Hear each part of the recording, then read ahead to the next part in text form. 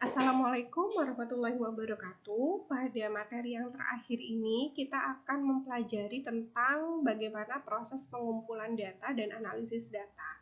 Jadi, kan kita sudah sampai kepada tadi sebelumnya adalah instrumen penelitian. Nah, dari situ kan kita melakukan penelitian. Nah, di dalam proses penelitian atau pengumpulan data ini ada beberapa hal yang harus kita perhatikan. Begitu juga setelah mendapatkan data, bagaimana proses analisis datanya, maka ada yang harus kita perhatikan. Nah, untuk teknik pengumpulan data itu kan bermacam-macam, tergantung tadi dari jenis penelitian, kemudian desain penelitiannya seperti apa, begitu ya. Nanti tergantung dari itu. Ini misalnya terkait dengan wawancara ya. Wawancara ini kita harus tahu nih bentuk teknik pengumpulan datanya seperti apa. Penelitiannya itu kualitatif atau deskriptif kuantitatif ya. Kemudian biasanya wawancara ini kan dilakukan dengan lisan gitu ya.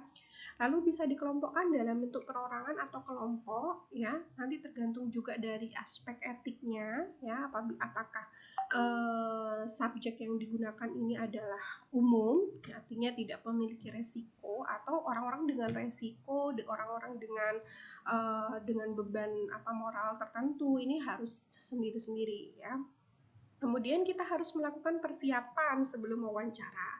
Pedoman wawancaranya itu harus kita siapkan. Jadi jangan langsung gitu ya. Jadi yang ditanyakan itu tidak terarah, itu tidak boleh ya. Dalam hal teknik pengumpulan data dengan wawancara, itu pedoman wawancaranya sudah harus disiapkan dengan tujuan penilaian tertentu. Lalu bentuk pertanyaannya ini harus ditentukan, apakah terbuka ya, terserah dari jawabannya, atau kita arahkan, tertutup gitu. Dan juga harus terstruktur. Nah, kondisikan juga hubungan yang baik dengan responden ya. Usahakan tidak tertekan dan seterusnya. Ini harus dipikirkan supaya data yang kita dapatkan itu nanti sesuai dengan yang kita harapkan. Lakukan perekaman dan pencatatan ya. Kadangkala wawancara ini banyak begitu respondennya, kita kehilangan data gitu, kehilangan pencatatan, maka kehilangan data kita. Usahakan dalam hal perekaman, dokumentasi pencatatan ini harus baik. Dapat dilakukan interpretasi secara langsung ya, mungkin ada pengembangan, tapi arahnya tetap sesuai dengan pedoman wawancara atau desain penelitian yang kita inginkan.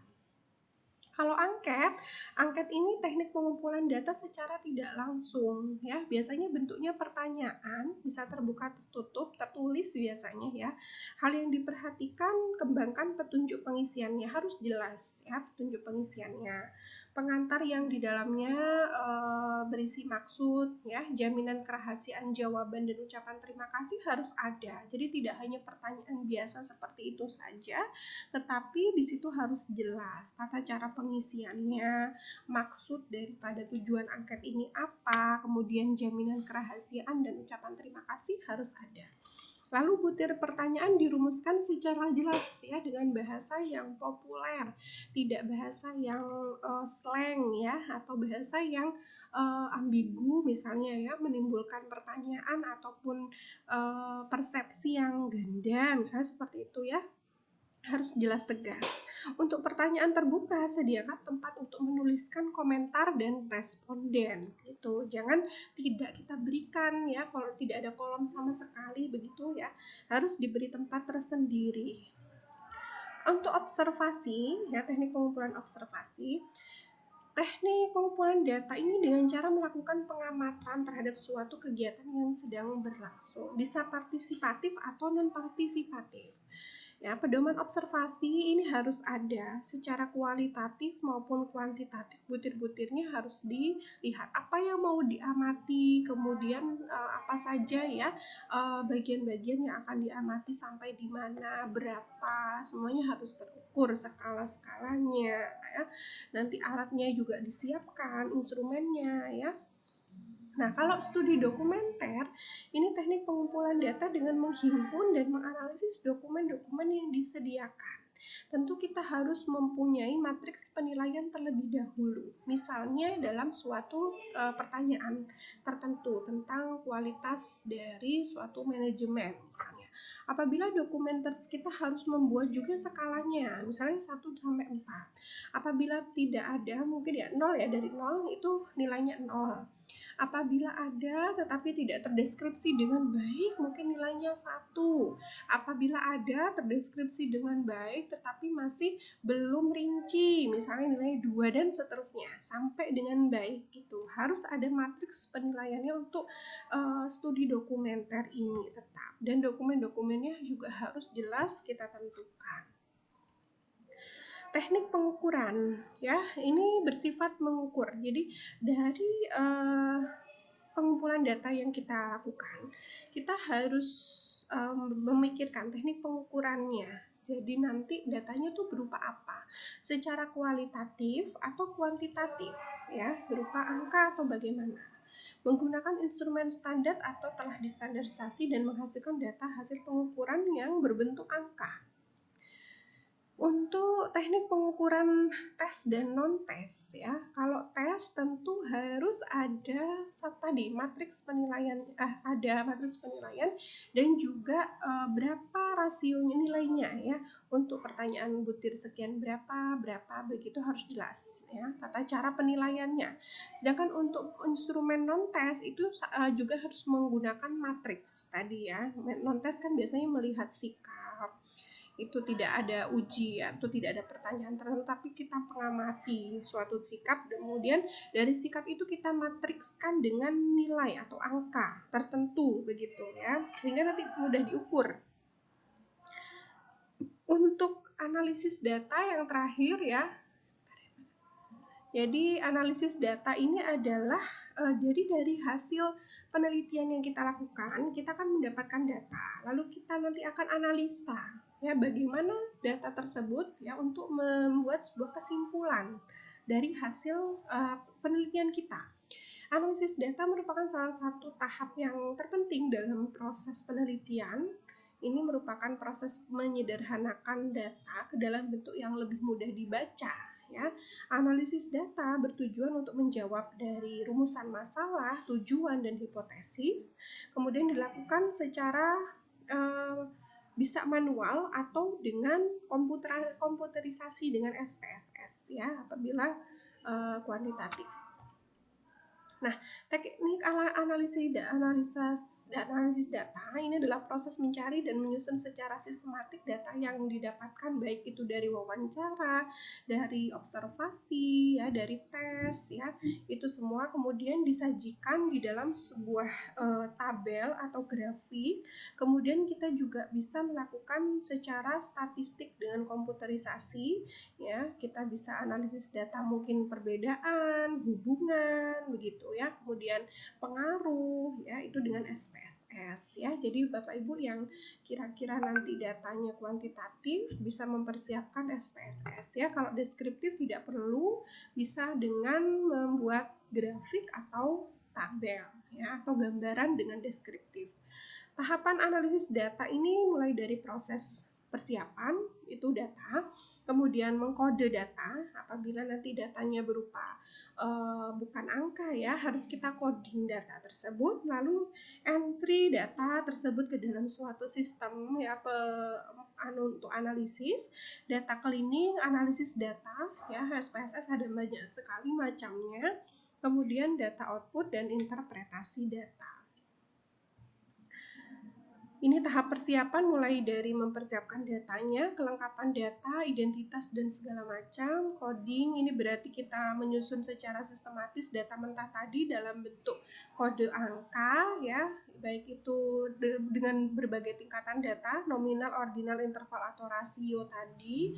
Kemudian kode datanya kita tentukan ya, misalnya untuk nama, jenis kelamin, umur, pendidikan itu 1 sampai 4. Lalu ada juga misalnya kita mau melihat ini pengukuran tepat waktu datang ke kantor, ini ada selalu, sering, jarang, tidak pernah, itu kita angkakan. Jadi nanti muncul angka yang mana yang paling sering ya atau yang menjadi kesimpulan, itu nanti kita bisa simpulkan dari angka tersebut ke hasil ya. Misalnya didapatkan ratanya adalah angka 3, berarti kita tepat waktu lebih sering untuk ke kantor. entry datanya kepada suatu sistem.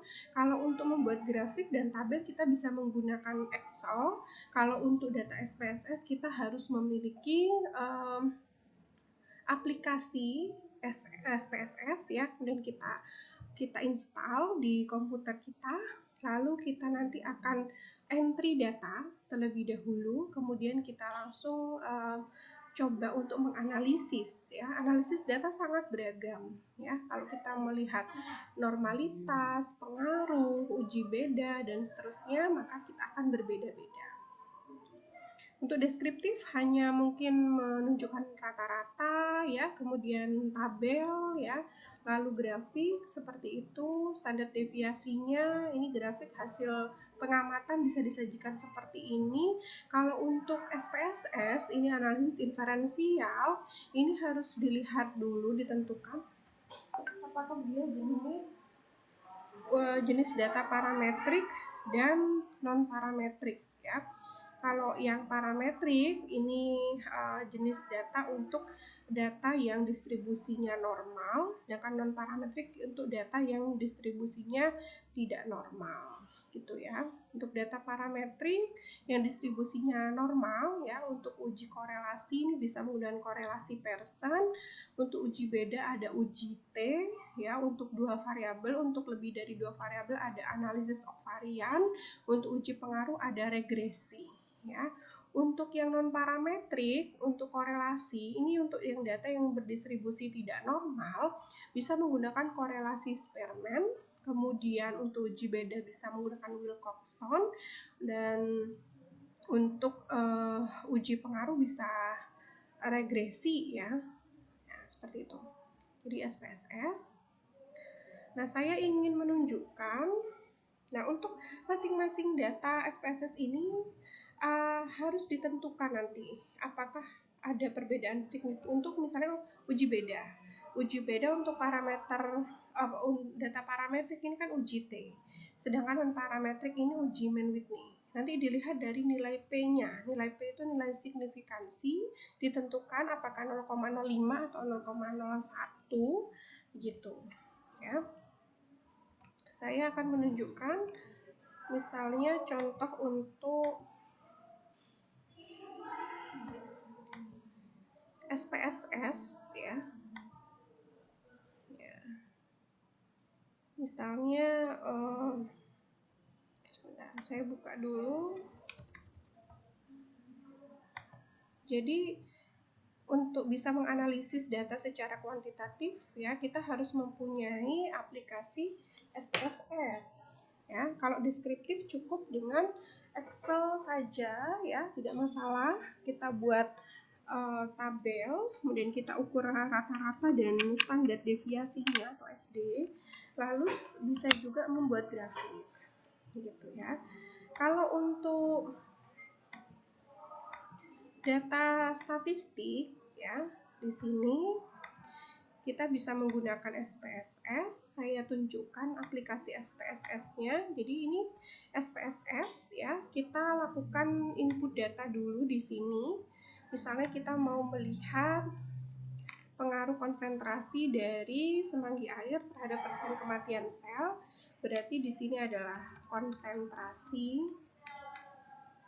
semanggi air ya. Lalu yang di sini adalah persen kematian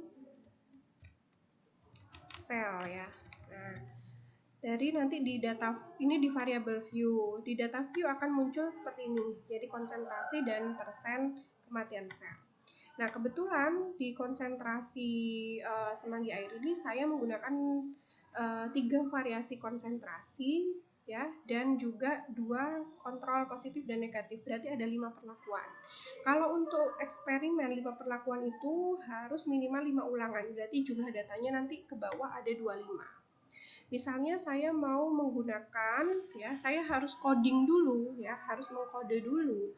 Misalnya untuk konsentrasi semanggi air 1 ya, 0,5 mg per mili itu misalnya adalah angka 1. angka 1 sampai 5 kali begini karena diulang 5 kali ya. Ini bisa desimalnya kita kurangi jadi 0. Nanti di sini tampilannya adalah 1 saja.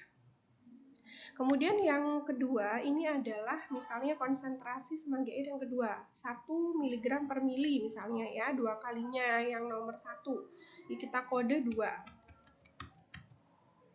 Nah untuk yang konsentrasi 3 kita kode 3 sampai 5 kali. Lalu yang keempat ini misalnya kontrol negatif ya, kita beri placebo saja, pelarut saja misalnya 4 sampai 5 kali. Kemudian 5 ini kontrol positif, misalnya obat cisplatin anti kanker sebagai pembandingnya. Nah, sampai 5. Setelah itu nanti persen kematian selnya ini kita dapat dari hasil penelitian kita berapa ya. Misalnya di sini desimalnya kita tidak pakai. Kemudian untuk skalanya ya bisa skala ordinal, nominal ya. Karena ini angka mungkin ini kita pakai skala ya, bukan tingkatan. Berarti nanti di sini ada misalnya persen kematiannya di sini 10%. Kalau persen tidak bisa 10% ini tidak bisa kita tulis ya persennya, berarti hanya ditulis persen gitu ya. 10 nilainya saja, satuannya tidak usah. 20, 30, 20, 30 dan seterusnya ya. Nanti diisi sampai 25 ini. Nah, setelah terisi nanti kita bisa melakukan analisis uji beda, hubungan atau korelasi atau pengaruh itu dari tabel analyze ya. Nah, untuk melihat normal atau tidaknya data itu bisa kita menggunakan non-parametric test ini, Legacy Dialog dan sampel QS ya, korelasi ini untuk Kolmogorov-Smirnov. Seperti itu. Kalau untuk uji T itu bisa kita pakai compare mean ini one sample t-test. Kemudian kalau compare mean untuk beda variabel kita pakai ANOVA bisa. Kemudian untuk hubungan itu bisa korelasi ini bivariate ya, untuk dua hubungan ya. Untuk dua variabel, untuk melihat hubungan dua variabel ya. Misalnya pengaruh pendidikan terhadap pemahaman ya, ini korelasinya bagaimana hubungannya. Kalau regresi pengaruh ya linear ya, biasanya bisa linear, bisa probit ya. Probit ini untuk melihat IC50 ya gitu. Baik, itu sekilas untuk SPSS ya, mudah-mudahan bisa memberikan bekal untuk melakukan penelitian ya ke depannya. Terima kasih atas perhatiannya, saya sampaikan. Wassalamualaikum warahmatullahi wabarakatuh.